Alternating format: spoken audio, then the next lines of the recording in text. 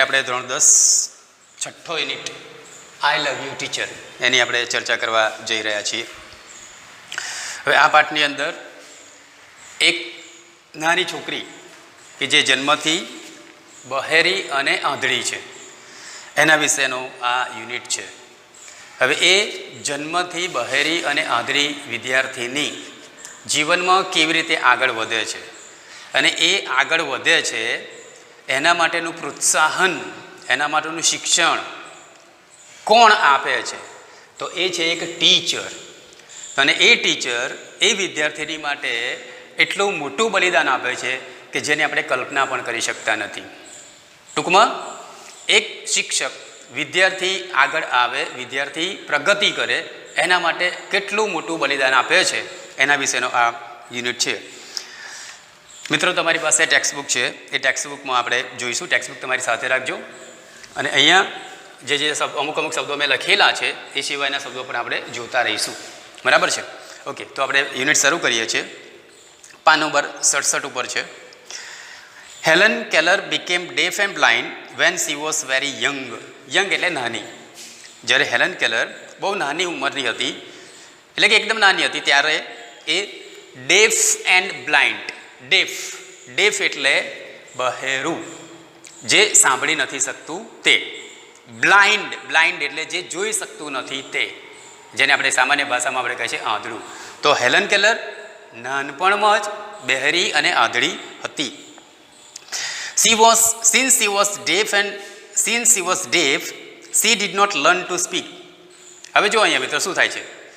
Since she was deaf, એ બહેરી હતી એટલે she did not learn to speak, એ બોલતા શીખી શકી નહીં. બરાબર સમજો મિત્રો? આ ભાષા જે છે એ ભાષા, કોઈ પણ ભાષા આપણે સાંભળીને શીખી શકીએ છીએ.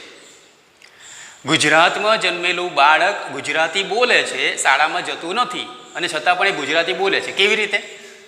તો એ નાનપણમાં હોય છે, 1, 2, 3, 4, 5 મહિના સુધી એના કાને બધા ગુજરાતી શબ્દો સંભળાય છે અને એ શબ્દો એના મગજમાં ફિટ થાય છે અને ધીમે ધીમે એ એક શબ્દનો ઉપયોગ કરીને પછી એ બોલે છે. તો એનો અર્થ એ થયો કે કોઈ પણ ભાષા શીખવા માટે સાંભળવું અગત્યનું છે. અને અંગ્રેજી ભાષામાં આપણે ભણવાની જે પદ્ધતિ છે એ LSRW છે. સૌથી પહેલાં L લિસનિંગ કરવું, અને એ લિસન કર્યા પછી you have to speak it out. તમારે એ બોલવાનું છે, દેટ ઇઝ સ્પીકિંગ. બરાબર છે? ત્રીજી વસ્તુ છે યુ હેવ ટુ રીડ. તમારે અભ્યાસ કરવાનો છે, વાંચન કરવાનું છે, અને then you have to write. બરાબર છે? એનો અર્થ એ થયો કે 1 વર્ષનું કે 2 વર્ષનું બાળક છે એ ગુજરાતી બોલી શકે છે. કેમ? કારણ કે પહેલાં લિસનિંગ કર્યું અને પછી એ સ્પીકિંગ કરે છે. સમજો? બરાબર? વાંચી લખી શકતું નથી. વાંચવાનું અને લખવાનું પછીનો સ્ટેજ છે. એટલે બરાબર મિત્રો યાદ રાખજો, અંગ્રેજી ભાષામાં પણ આ જ આવે છે. તમને તકલીફ પડતી હશે પણ એના માટેનો ઉપાય એકમાત્ર છે આપણી પાસે. અત્યારે આપણી પાસે ટેલિવિઝન છે, ઇન્ટરનેટ છે. શું કરો તમે? અંગ્રેજી શીખવા માટે એક વસ્તુ છે કે તમે અંગ્રેજી સમાચાર આવે છે એ સાંભળો. સમજ નથી પડતી, કોઈ વાંધો નહીં, આપણે સમજવાનું નથી. ફક્ત એ અંગ્રેજી શબ્દો આપણા કાનમાં પડતા થાય ત્યાર પછી આપણે એનો ઉપયોગ કરવાનો. બરાબર છે? Okay. So since she was deaf, she did not learn to speak, so her parents were extremely worried. અને એટલે એના જે માતા પિતા છે એ અતિશય ચિંતિત હતા એ બાળકની ભવિષ્ય માટે. હેલન કેલરના ભવિષ્યની એમને ચિંતા હતી. Then they found Miss Sullivan, a teacher for the deaf and blind. અને ત્યાર પછી એમને એક ટીચર મળે છે. ફાઉન્ડ શોધે છે, મળે છે. મિસ સલીવાન એનું નામ છે, એ ટીચરનું નામ છે મિસ સલીવાન. અને એ miss Sullivan a teacher for the deaf and blind. જે બાળકો બહેરા છે અને આંધળા છે એની એ ટીચર છે. બરાબર છે? જેને આપણે કહે છે નોર્મલ ચાઇલ્ડ નહીં. આપણે શાળામાં જે શિક્ષણ તમે મેળવો છો, તમે નોર્મલ છો. કેમ નોર્મલ છો? તમે જોઈ શકો છો, સાંભળી શકો છો, બોલી શકો છો. પણ આ જે ટીચર જે છે એ ટીચર એ નોર્મલ ટીચર નથી, અલગ પ્રકારનું ટીચર છે. એ ટીચર ફક્ત બહેરું અને આંધળી વ્યક્તિ હોય, બાળક હોય, એને શિક્ષણ આપે છે. That change Helen's life. અને એ ટીચર હેલનનું આખું જીવન જે છે ને એ બદલી નાખે છે. Here is an account of turning point in her life in her own words.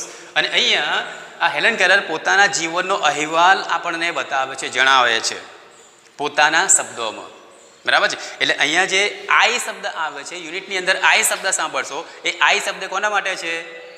Helen Keller માટે. ઓકે, સારું. I still remember that morning of the year 1887.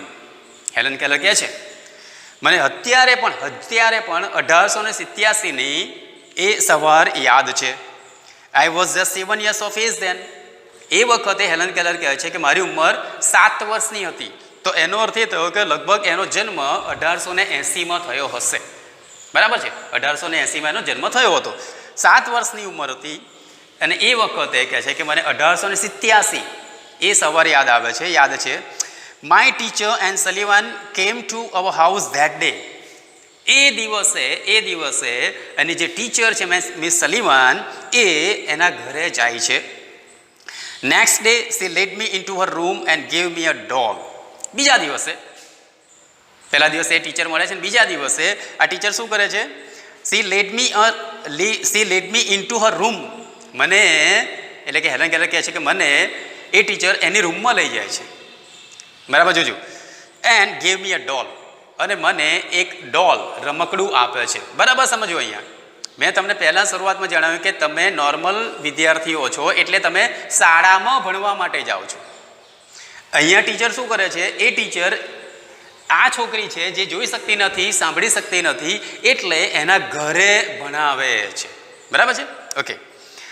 I played with it for a while. Helen Keller કહે છે કે હું એ રમકડા સાથે થોડો સમય રમી. Then Miss Sullivan made some finger movements on my palm. અને ત્યાર પછી આ મિસ સલીવાન શું કરે છે? એ હેલન કેલરની હથેળીમાં કંઈક આંગળી ફેરવે છે. સમ ફિંગર મૂવમેન્ટ્સ. એ હેલન કેલરની હથેળીમાં મિસ સલીવાન આંગળી ફેરવે છે. બરાબર, જોજો. It was an exciting experience. બહુ રોમાંચક અનુભવ હતો એના માટે, એ હેલન કેલર માટે. I got interested in that play and started imitating the movements she made with her finger. એટલે કહે છે કે મને એમાં રસ પડવા લાગ્યો. I got interested in that play. એ રમત એક પ્રકારની હતી ને, કારણ કે ડોલ છે, ડોલ સાથે તમારે રમવાનું હોય છે. તો એ ડોલ સાથે હું જ્યારે રમું છું ત્યારે કહે છે એ રમતમાં મને આનંદ આવવા લાગ્યો, રસ પડવા લાગ્યો. And started imitating the movements. અને હવે હું શું કરું છું? મારી ટીચર જે રીતે મારી હથેળીમાં આંગળી ફેરવતી હતી એ રીતે હું આંગળી ફેરવું છું. દેટ ઇઝ કે એની હું નકલ કરું છું. નકલ એટલે શું? જે રીતે ટીચર એની હથેળીમાં આંગળી ફેરવતી હતી એ જ પ્રકારે હેલન કેલર જાતે એ નકલ કરવા માટે પ્રયત્ન કરે છે. When I finally succeeded in doing that correctly, I was thrilled. અને છેવટે જ્યારે મારી ટીચર જે રીતે મારી હથેળીમાં આંગળી ફેરવતી હતી બરાબર તે જ રીતે મારી હથેળીમાં હું જાતે આંગળી ફેરવવામાં સફળ થઈ ત્યારે કહે છે આઈ વોઝ થ્રિલ્ડ. ઉત્તેજિત થઈ ગઈ. કેમ ઉત્તેજિત થઈ ગઈ? I didn't know that I was spelling doll. જોકે એ વખતે કહે છે મને ખબર નહોતી, મને ખબર નહોતી કે હું ડોલનો સ્પેલિંગ લખતી હતી, DOLL. એનો અર્થ એ થયો કે એ રમકડું જ્યારે એની ટીચરે એને આપ્યું ત્યારે એ હેલન કેલર થોડી એની સાથે રમીને ત્યાર પછી એની ટીચર એની હથેળીમાં આંગળી ફેરવે છે. તો એ આંગળી શું કરે છે? ખાલી રમત છે પણ રમતની અંદર એ DOLL લખે છે, ડોલનો સ્પેલિંગ એ લખે છે. Some days later we were walking in our garden. અને પછી કહે છે કે થોડા દિવસ પછી અમે અમારા ગાર્ડનમાં, અમારા બગીચામાં ચાલતા હતા. Suddenly my teacher put my hand under the water tap. અને અચાનક મારી ટીચર શું કરે છે? વોટર ટેપ એટલે પાણીનો નળ. તો પાણીના નળ નીચે મારો હાથ રાખે છે. બરાબર, જોજો. ટીચર એન સલીવાન એને ક્યાં લઈ જાય છે? ગાર્ડનમાં એ લોકો ચાલતા હોય છે ને પાણીનો નળ એન સલીવાન જુએ છે. એટલે એ ટીચર શું કરે છે? એ પાણીના નળ નીચે હેલન કેલરનો હાથ રાખે છે. બરાબર છે, જુઓ. As the cool flow of water rain over one hand, flow, પ્રવાહ. જ્યારે એ પાણીના નળમાંથી ઠંડા પાણીનો પ્રવાહ મારા એક હાથ ઉપર પડતો હતો, when as the cool flow of water ran over one hand, she spilled water on my other palm.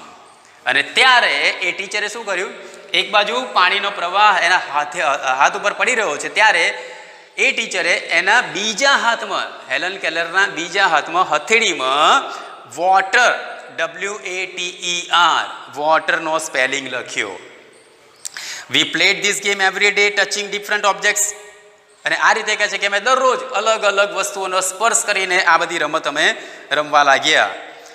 It awakened my soul. અને એના કારણે શું થાય છે કે મારો આત્મા જાગી ઉઠ્યો. અત્યાર સુધી એને કોઈ ખબર નથી પડતી શું ચાલી રહ્યું છે, દુનિયા શું છે ખબર નથી એને, પણ હવે ધીમે ધીમે ધીમે ધીમે ધીમે ધીમે એને કંઈક સમજ પડવા લાગે છે, જે એનો આત્મા જાગી ઉઠે છે. I came to know that everything had a name.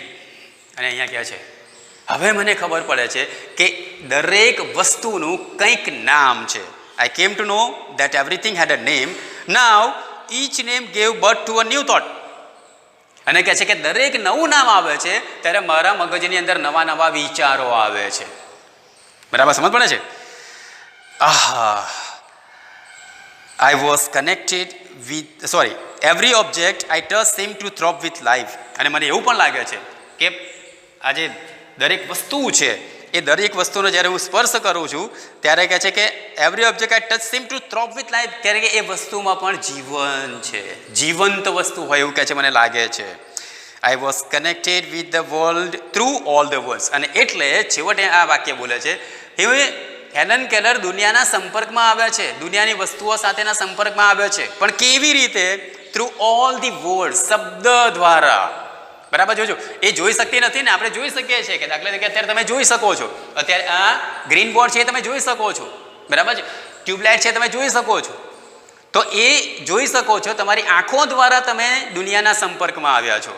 પણ આ જે નાનકડી હેલન કેલર છે એ દુનિયાના સંપર્કમાં, આ બધી વસ્તુઓના સંપર્કમાં કેવી રીતે આવે છે? થ્રુ ઓલ ધી વર્ડ્સ, શબ્દો દ્વારા.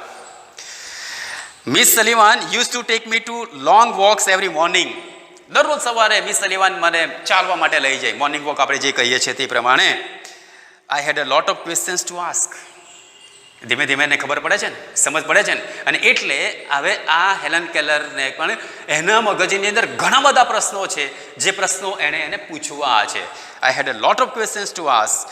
I would write something on her palm and in turn she would talk into palm as people talk into a baby's ear. બહુ સરસ વાક્ય છે, બહુ હવે ધ્યાનથી જોજો.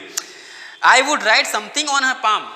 હવે આપણે આગળ વાક્ય જોયું કે એને ઘણા બધા પ્રશ્નો છે, એને પણ હવે જિજ્ઞાસા વૃત્તિ આવી છે, કંઈક જાણવું છે.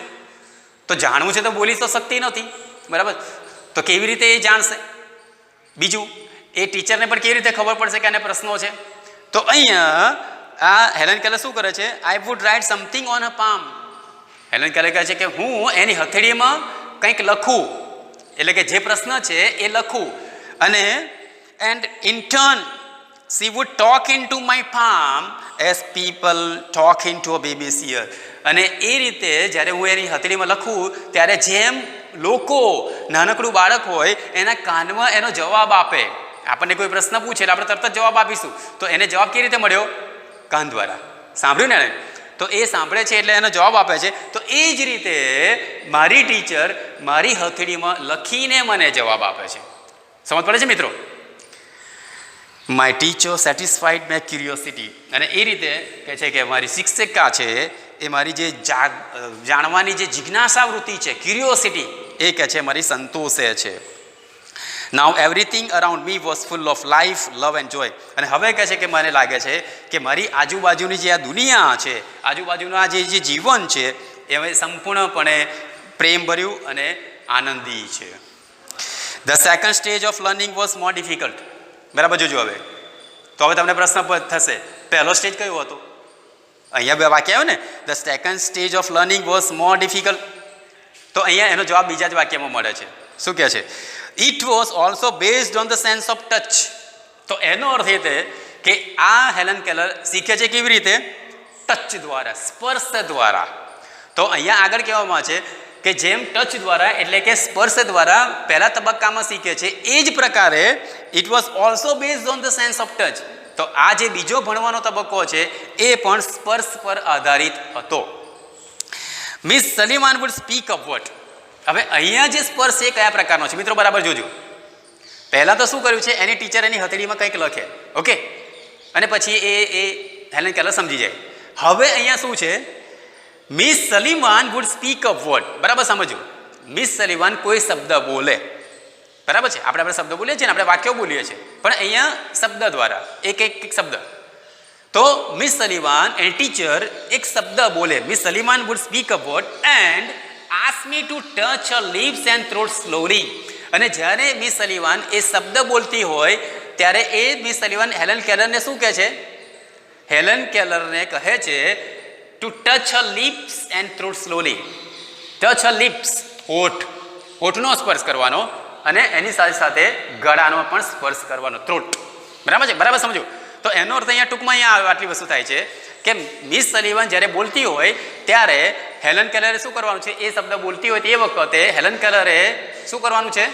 તો એ વખતે એનો એક હાથ અથવા તો ફિંગર ટીચરના હોઠ ઉપર અને ગળા ઉપર રાખવાનું. બરાબર છે, ટચ. અહીંયા પણ સ્પર્શ કરવાનો, અહીંયા પણ સ્પર્શ કરવાનો. Okay. I learn to speak through the movements of the lips and the vibration in the throat. અને એ રીતે અહીંયા કહે છે કે હું હવે શીખું છું. બોલવાનું શીખવાની શરૂઆત કરે છે. બરાબર જોજો, હેલન કેલર હવે બોલવાની શરૂઆત કરવાની છે, પણ કેવી રીતે? Through the movements of the lips. આજે હોઠના હલનચલન દ્વારા. એ ટીચર બોલે છે તો હોઠનું હલનચલન કેવું થાય છે? કારણ કે આપણે જ્યારે દરેક શબ્દ બોલતા હોય છે ત્યારે આપણા હોઠના હલનચલન થતા હોય છે. તો એ હોઠનું હલનચલન કેવી રીતે થાય છે તે, and the vibration in the throat. અને એની સાથે સાથે બોલતી વખતે ગળામાં કયા પ્રકારનું વાઇબ્રેશન, ધ્રુજારી થાય છે તે. When I uttered my first word.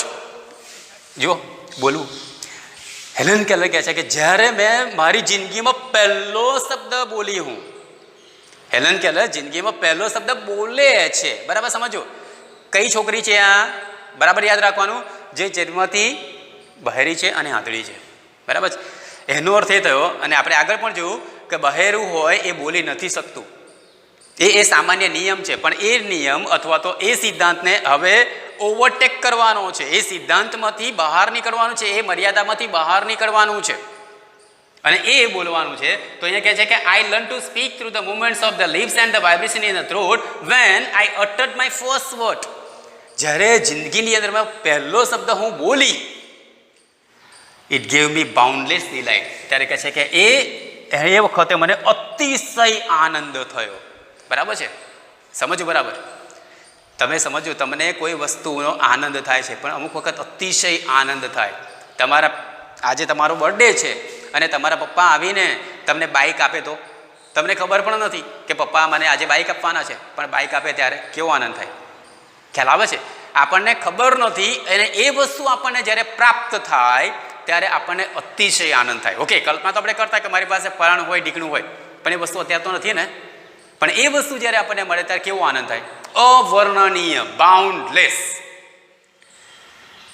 Now I started talking with my toys, stones, trees and birds in the garden. અને હવે જ્યારે એક વખતે બોલવાની શરૂઆત કરી દે છે ને, પછી એ અટકતી નથી.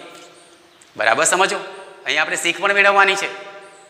તમે કોઈ કાર્યની શરૂઆત કરો છો અને એ કાર્ય સફળ થયું એટલે પૂરું નથી થયું, પછી તમારે આગળ વધવાનું છે, આગળ વધવાનું છે, આગળ વધવાનું છે.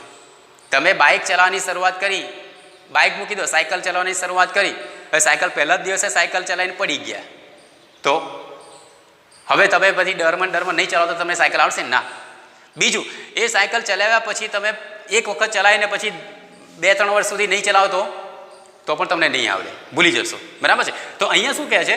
Now I started talking with my toys, stones, trees and birds in the garden.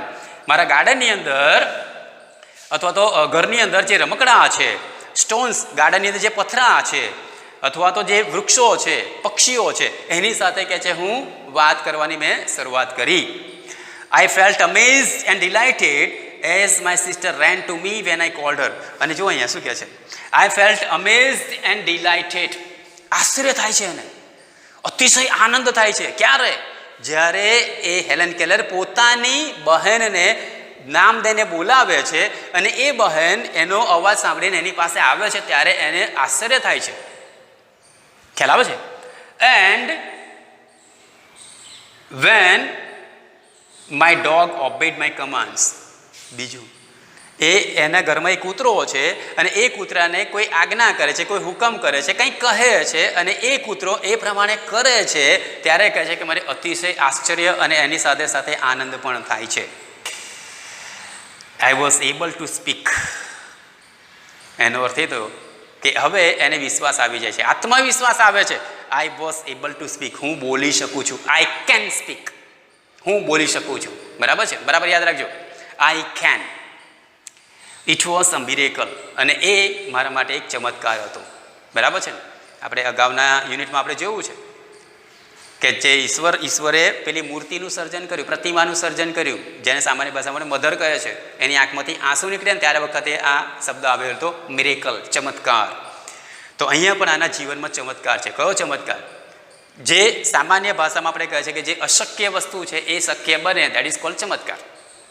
ખ્યાલ આવે છે? આપણા માટે અશક્ય છે અને એ વસ્તુ શક્ય બને તો એ ચમત્કાર કહેવાય.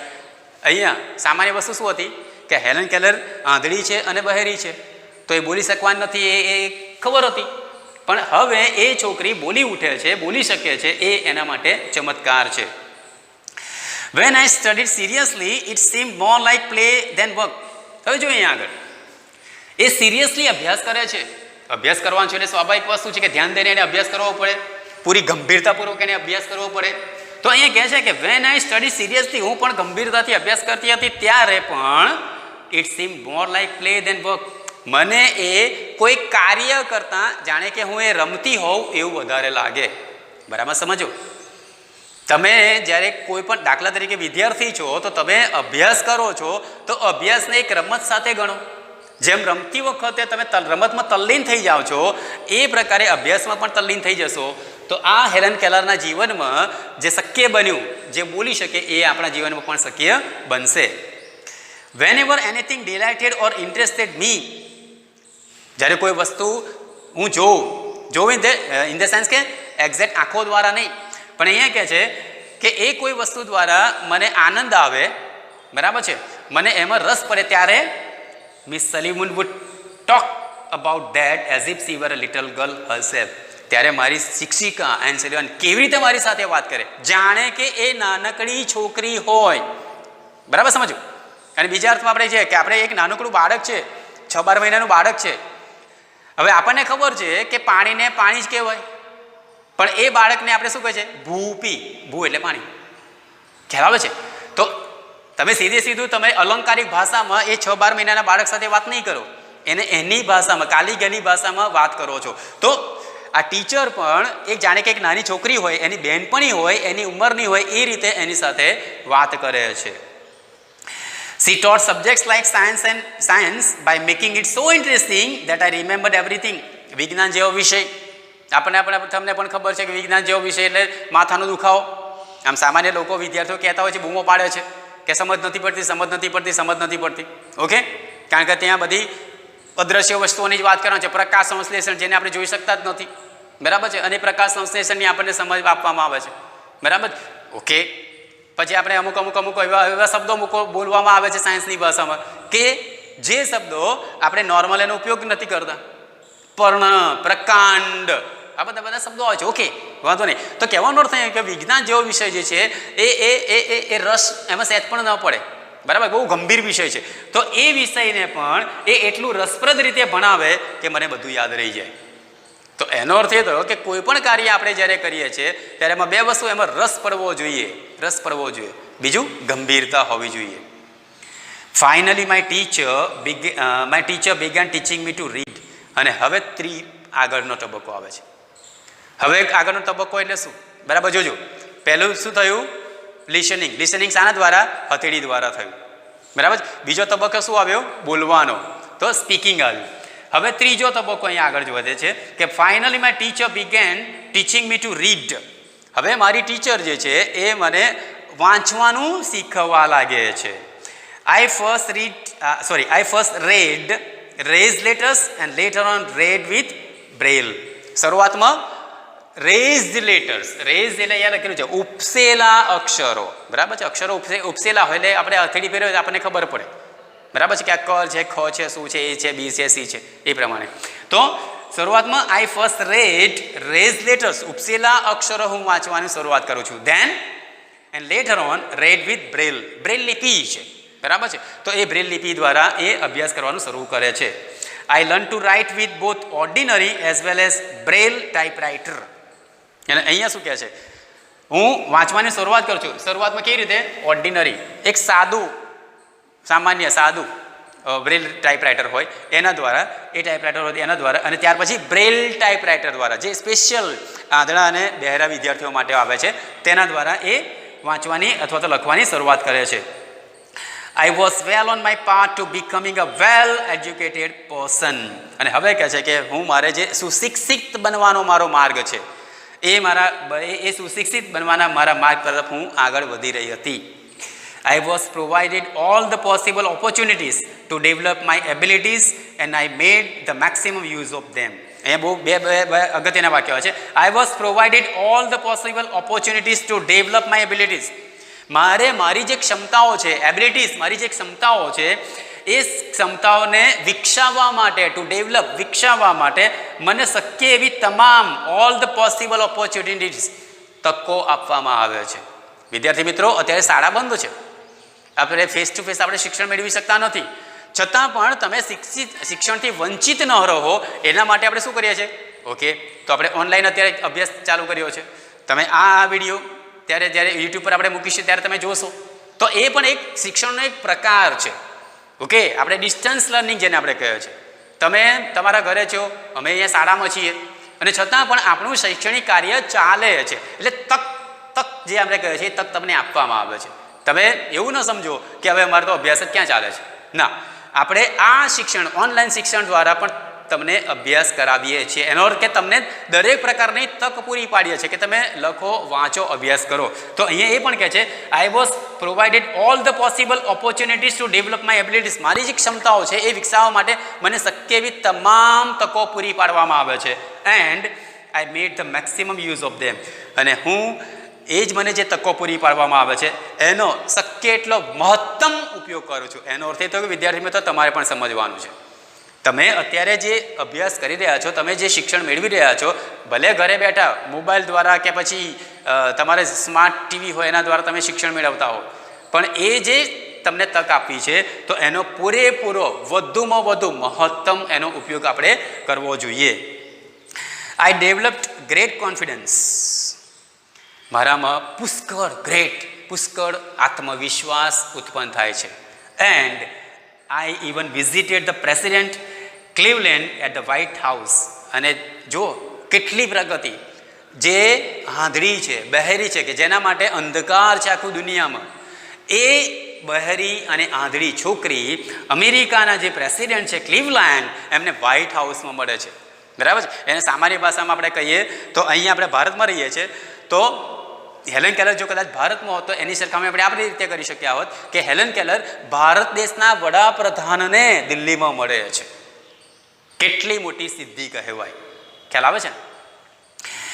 In 1890 at the age of about 10, 1890, આપણે જોયું 1880માં જન્મ થયો, 1887માં એને શિક્ષણ કાર્ય શરૂ થાય છે. દેટ મીન્સ કે 7 વર્ષની ઉંમરથી શરૂઆત થાય છે, બરાબર છે. હવે શું કહે છે? 1890 એટ ધ એજ ઓફ 10. એનો અર્થ કે અત્યાર સુધીમાં એન સલીવાન સાથે કેટલા વર્ષ રહી છે? 3 વર્ષ, બરાબર સમજ્યું? 3 વર્ષનું એને શિક્ષણ કાર્ય પૂરું કર્યું છે એન સલીવાન સાથે. ત્યાર પછી in 1890 at the age of about 10 I move to the Perkins institution. એ પર્કિન્સ ઇન્સ્ટિટ્યુશન છે એમાં અભ્યાસ કરવા માટે જાય છે. નહીં જેમ કે તમે અત્યારે માધવલાલ શાહ સ્કૂલમાં અભ્યાસ કરો છો એ પ્રકારે કોઈ વિદ્યાર્થી બીજી શાળામાં અભ્યાસ કરતા હોય તો પર્કિન્સ ઇન્સ્ટિટ્યુશનમાં એ અભ્યાસ કરવા માટે જાય છે. Here my teacher Anne Sullivan continue to teach me. અહીંયા પણ એની ટીચર જે છે એ ટીચર એને સતત અભ્યાસ કરાવવાનું, ભણાવવાનું, શીખવવાનું ચાલુ રાખે છે. I could make friends with other blind children here.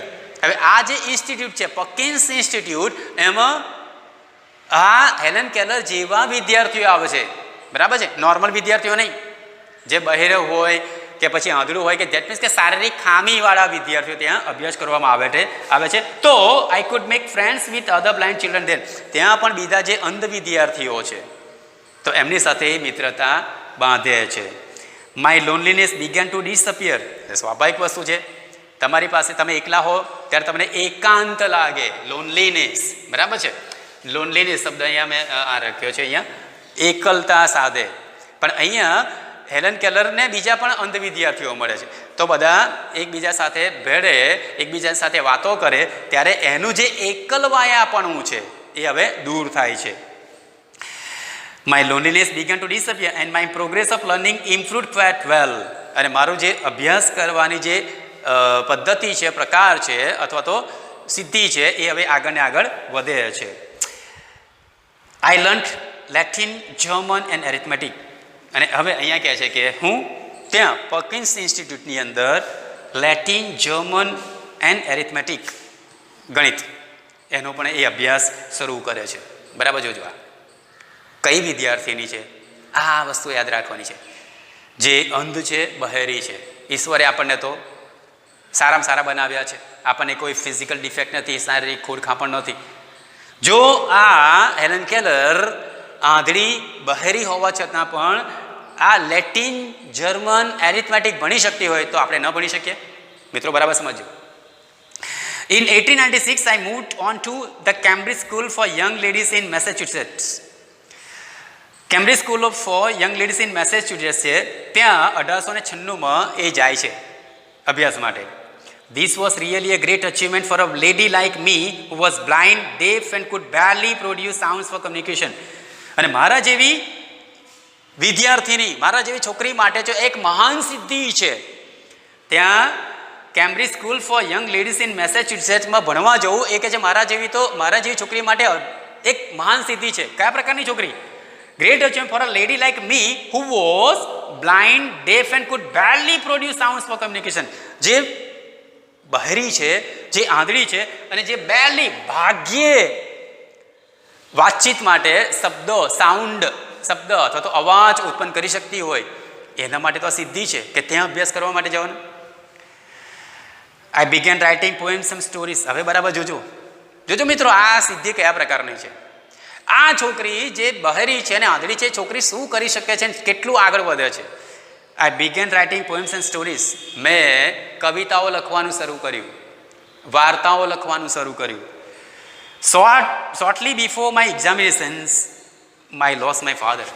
જીવનની અંદર મુશ્કેલી તો આવવાની મિત્રો, અને આના જીવનમાં કેવી ભયાનક મુશ્કેલી આવે છે. શોર્ટલી બિફોર માય એક્ઝામિનેશન, જ્યારે એની પરીક્ષા હતી એ પહેલાં, પરીક્ષાના થોડા સમય પહેલાં જ એ કહે છે કે આઈ લોસ માય ફાધર.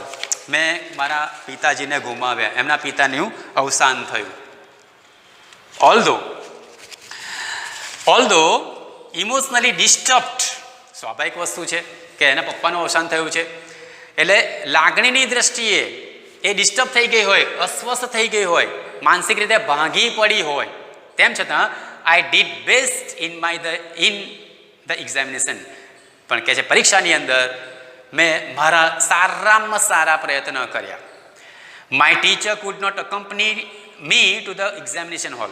હવે જ્યારે પરીક્ષા હોય ત્યારે સ્વાભાવિક વસ્તુ છે કે ટીચરને તો ન જવા દે, બરાબર છે.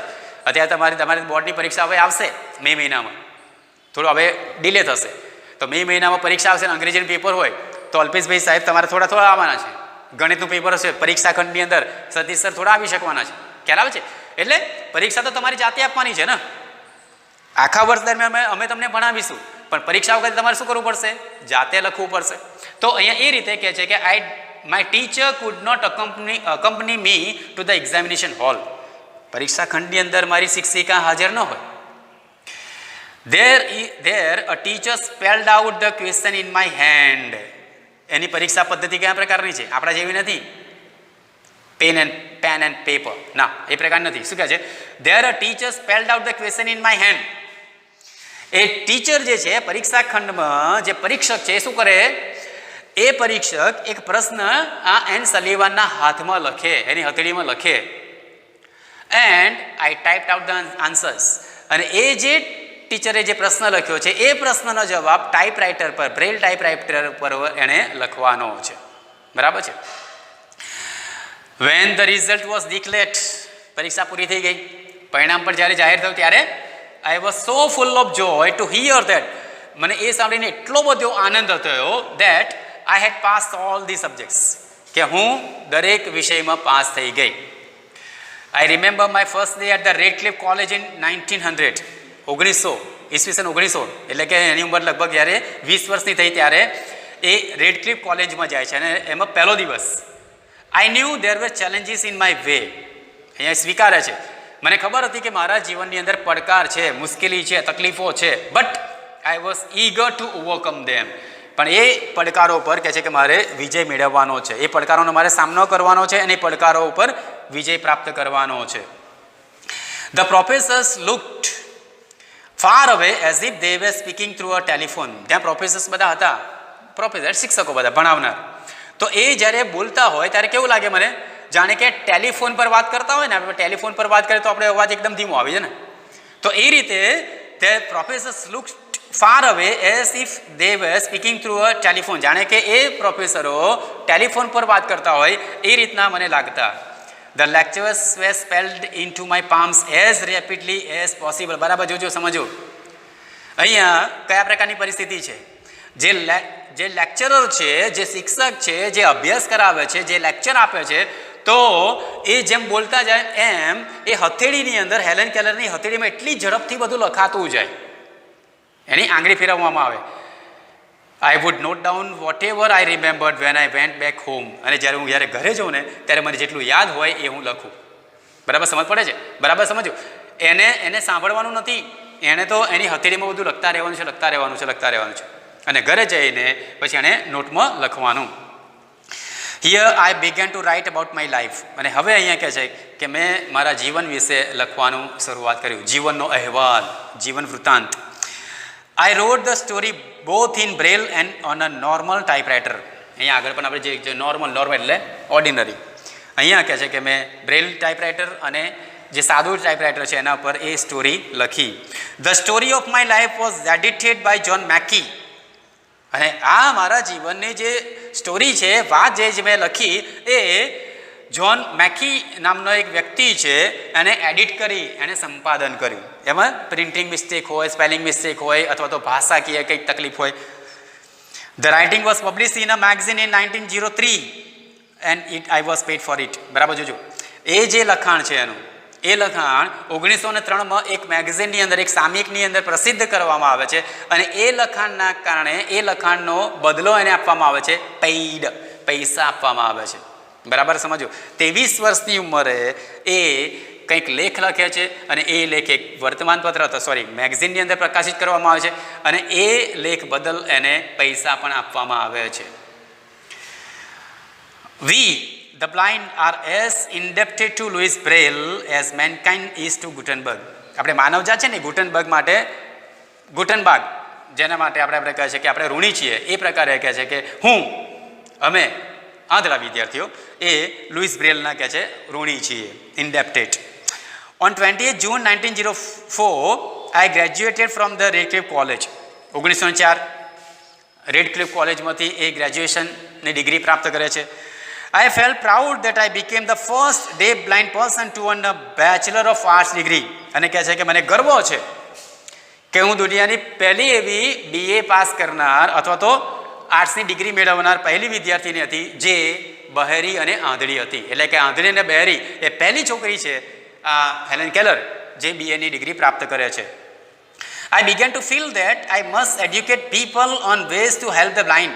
હવે અહીંયા બરાબર જોજો, એણે તો સિદ્ધિ પ્રાપ્ત કરી લીધી, તો હવે એ પોતાની સિદ્ધિ એ પોતાના પૂરતી સીમિત નથી રાખતી. અહીંયા શું કહે છે, આઈ બિગન ટુ ફીલ, મને એવું લાગવા લાગ્યું that I must educate people, મારે લોકોને પણ ભણાવવા જોઈએ. એવું કહે છે, મને અંદરથી એક લાગણી થાય છે on ways to help the blind. જે આંધળા લોકો છે, આંધળા બાળકો છે, તો એમને અભ્યાસ કરાવવાની એને ઈચ્છા થવા લાગી.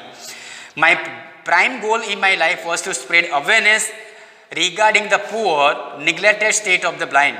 હવે આજે ગરીબ આંધળા વિદ્યાર્થીઓ એ બધા નિગ્લેક્ટેડ હોય, ઉપેક્ષિત હોય, સમાજથી એને દૂર રાખવામાં આવે, સમાજ એને બહુ પડેલી ના હોય.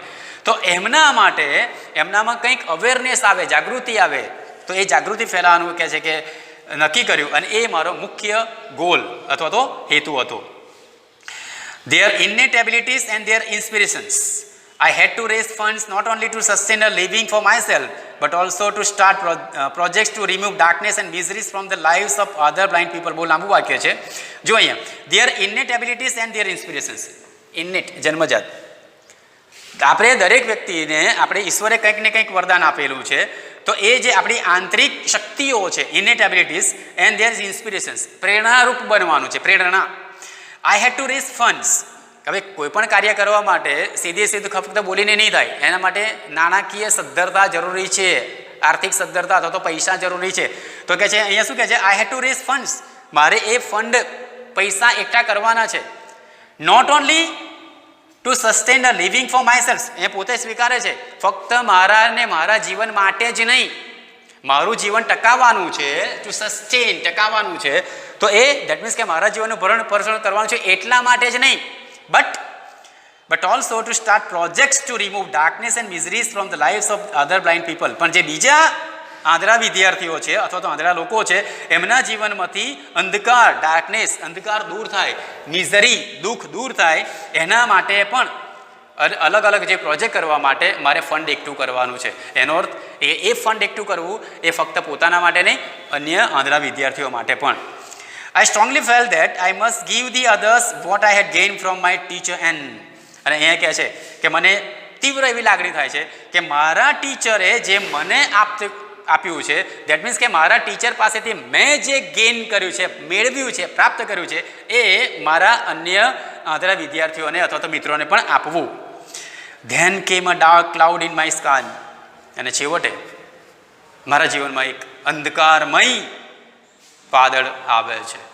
મારા જીવનનું આકાશ, જીવનરૂપી આકાશ, એમાં અંધકારમય વાદળ આવે છે. I was deeply concern about that. અને હેલેન કેલર કહે છે મને આ ખબર જ હતી કે આવું થશે. My teacher's eyesight was worsening day by day. મારી જે ટીચર છે એની જે દ્રષ્ટિ છે એ દિવસે ને દિવસે ખરાબ થતી જતી હતી, વર્શન ખરાબ થતી જતી હતી. As the result she could not see clearly. અને એના પરિણામે એ સ્પષ્ટપણે જોઈ શકતી પણ નહોતી. She was brave enough to fight against the problem. પણ આની જે આ જે સમસ્યા છે ને, એ સમસ્યાની સામે એક બહાદુર લડકીની માફક, બહાદુર છોકરીની માફક એ લડે છે.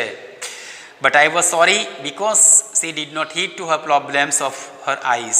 પણ મને એ વાતનું એક દુઃખ છે કે એણે પોતાની આંખોની જે સમસ્યા છે, પ્રશ્ન છે, એની પર એણે ધ્યાન ન આપ્યું. Instead, she continued to help me. આટલી બધી એની આંખો ખરાબ થતી હતી છતાં પણ મારી ટીચરે એ કહે છે મને અભ્યાસ કરવાનું ચાલુ રાખ્યું. At last my teacher lost eyesight completely and became blind by the year 1935. અને છેવટે આ પરિસ્થિતિ આવે છે 1935ની અંદર કહે છે કે મારી ટીચરની આઈસાઇટ, નજર, દ્રષ્ટિ સંપૂર્ણપણે ખલાસ થઈ ગઈ. And became blind by the year 1935. અને 1935 સુધીમાં તે સંપૂર્ણપણે આંધળી થઈ ગઈ. બરાબર જોજો, એક અંધ વિદ્યાર્થીનીને ભણાવવા માટે આ ટીચર પોતે એટલું બધું કાર્ય કરે છે કે ટીચર પોતાની દ્રષ્ટિની પણ ખ્યાલ રાખતી નથી અને એ ટીચર પોતે આંધળી થઈ જાય છે. બરાબર છે.